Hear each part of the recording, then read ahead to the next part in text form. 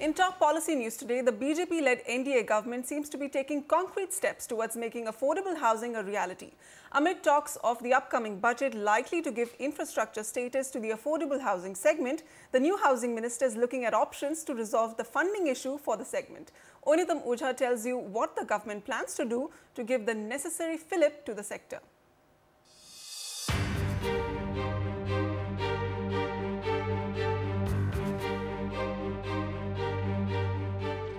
Prime Minister Narendra Modi's dream project Housing for All by 2020 is forcing the new housing minister, Mr. Venkaiah Naidu, to do some out-of-box thinking.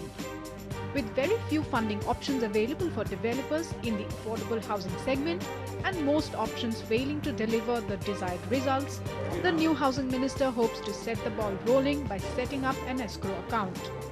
हमारा देश में जो system है, जो taxation system, cement का ऊपर tax, steel के ऊपर tax, service charges, other charges, lot of charges are being collected.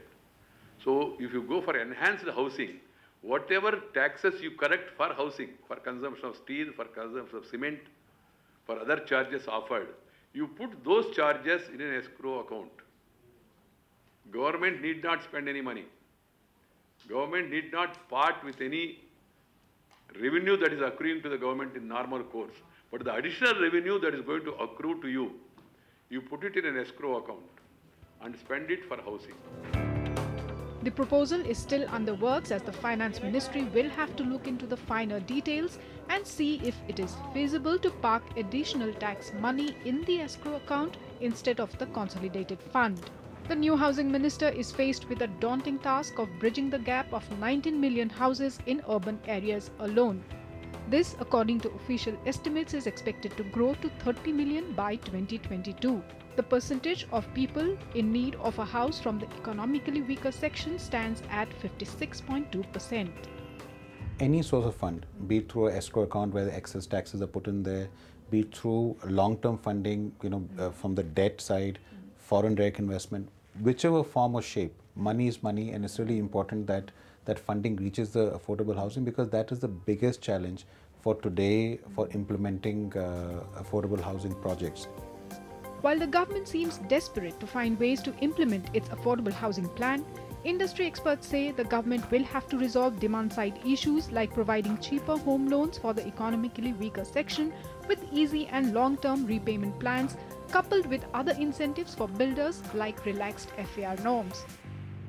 First and foremost requirement for affordable housing is to revisit your planning norms and revisit your master plans, allow to create affordable housing stocks independent of FAR and density norms.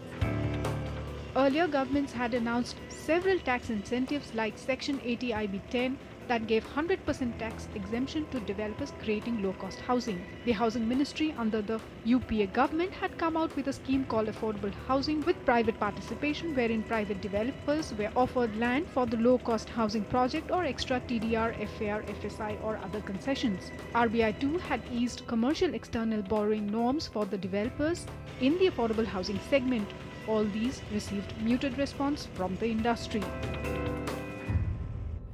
Affordable housing has definitely taken center stage.